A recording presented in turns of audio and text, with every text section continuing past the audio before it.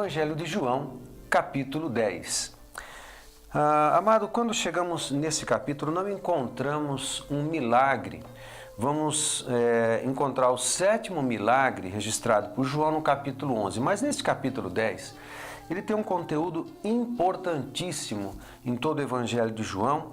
É um discurso de Jesus que está associado ao conteúdo do capítulo 9, porque parece que os ouvintes de Jesus, naquilo que ele está falando aqui no capítulo 10, são os mesmos do capítulo 9, pessoas que presenciaram a cura do cego de nascença e estavam próximos ali daquele momento em que Jesus cura o cego. Depois o cego, ex-cego, e os seus pais são interrogados pelas autoridades, ali pelos fariseus. Depois ele sai da presença dessas autoridades. Jesus se encontra com o ex-cego, se apresenta para ele e esse momento parece que tinham muitas pessoas próximas ali e essas mesmas pessoas são os ouvintes do discurso do capítulo 10. E nesse discurso tem autoridade religiosa próxima ali, está ouvindo, né?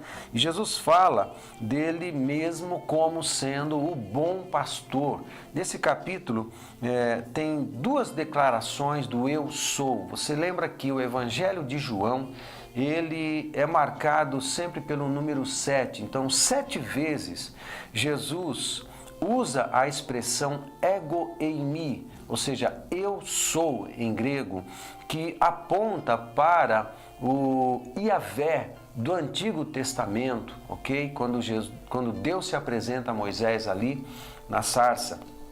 O Evangelho de João, por exemplo, fala, eu sou o pão, em 6,35, eu sou a luz, no capítulo 8 e também no capítulo 9, eu sou a porta, no capítulo 10, eu sou o bom pastor, também no capítulo 10, eu sou a ressurreição e a vida, no capítulo 11, eu sou o caminho, a verdade e a vida, no capítulo 14, e eu sou a videira verdadeira, no capítulo 15. No capítulo 10, existe então duas declarações do eu sou, por isso o capítulo 10 é muito importante. Também nesse capítulo você encontra declarações de Jesus que explicitamente apontam para a sua divindade. Quando no verso 17 ele fala, por isso o Pai me ama, porque dou a minha vida para tornar a tomá-la. Ninguém me tira de mim, mas eu de mim mesmo a dou. Tenho poder para dar e poder para tornar a tomá-la. Esse mandamento recebi de meu Pai. E no verso 29 e 30 também, meu Pai, que mas deu, se referindo às ovelhas, é maior do que todos e ninguém pode arrebatá-las das mãos de meu Pai. Eu e o Pai somos um. Declarações que na sequência do verso 30, no verso 31, houve uma comoção, as autoridades investiram contra Jesus novamente, queriam prendê-lo, queriam pegá-lo e matá-lo, ok? Poucos meses depois, isso acaba acontecendo na Páscoa do ano seguinte e então é isso que a gente encontra aqui no capítulo 10. Eu quero me referir a alguns detalhes desse discurso que é meio enigmático da parte de Jesus, quase uma parábola, quase tem estrutura de parábola aqui, quando ele se refere a ele sendo a porta e ele sendo o bom pastor dentro de uma figura de um aprisco das ovelhas, né? Então, o que é interessante aqui a gente destacar, primeiro que a figura do pastor, quem reclamava para si esse título eram as autoridades judaicas, baseado em profecias do profeta Ezequiel no capítulo 34 e capítulo 37, capítulo 34, verso 23 principalmente. O capítulo 34 do profeta Ezequiel é uma profecia muito forte contra as autoridades espirituais do povo de Israel, que o profeta chama de pastores, mas que não cuidavam do rebanho de Israel, mas na verdade cuidavam de si mesmos, pastoreavam a si mesmos e se aproveitavam do rebanho de Israel, ok?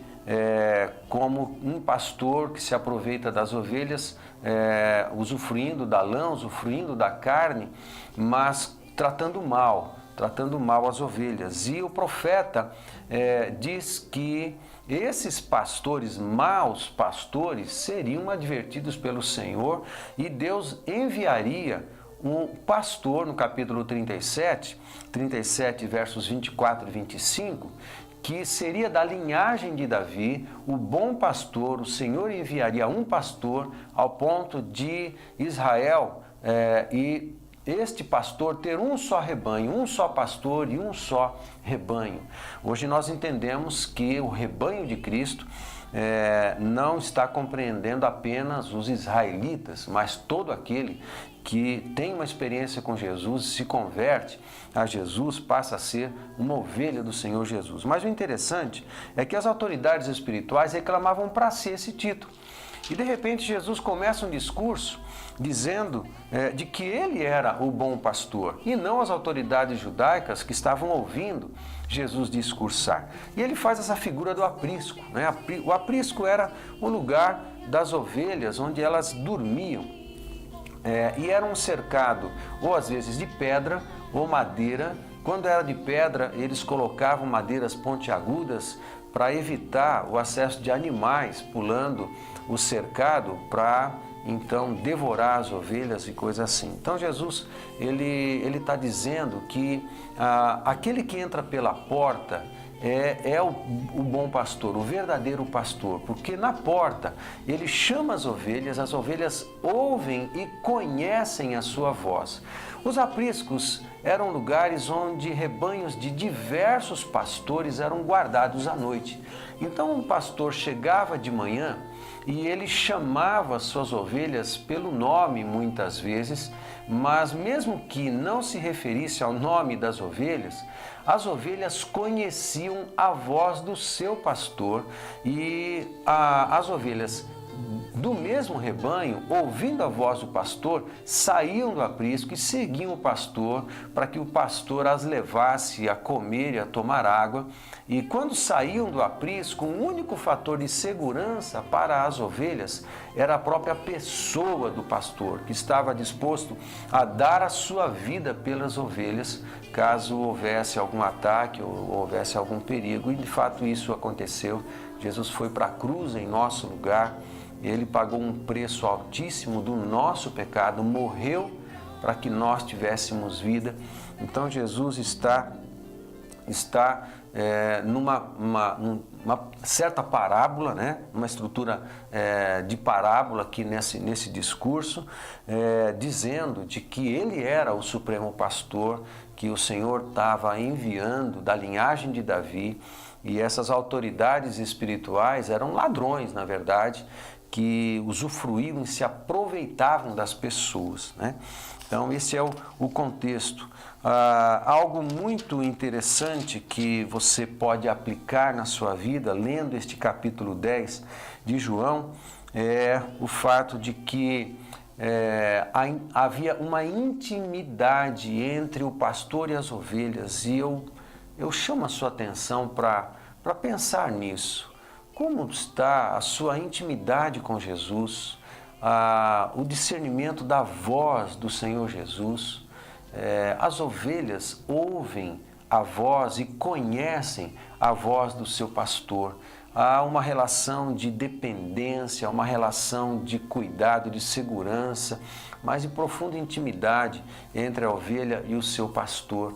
E isso é permanente. A ovelha depende do seu pastor, a ovelha confia no seu pastor, a ovelha depende de ser alimentada e ter a sua sede saciada por uma ação do pastor. Então ela é completamente dependente do pastor. Como é que é o seu coração em relação a Jesus? Eu quero chamar a sua atenção para isso. E quando você ler o capítulo 10 de João, tenta ouvir a voz do pastor, ouvir a voz de amor deste que é o nosso supremo, grandioso e bom pastor, Jesus Cristo. Que o Espírito Santo leve você e leve a mim também a termos muito mais intimidade com o nosso Senhor Jesus, para que a sua voz seja sempre cada vez mais ouvida e compreendida a cada comando, a cada instrução, a cada revelação. E é assim, boa leitura do capítulo 10 de João, muito mais palavra, muito mais presença de Deus, muito mais fé e ação. Deus te abençoe.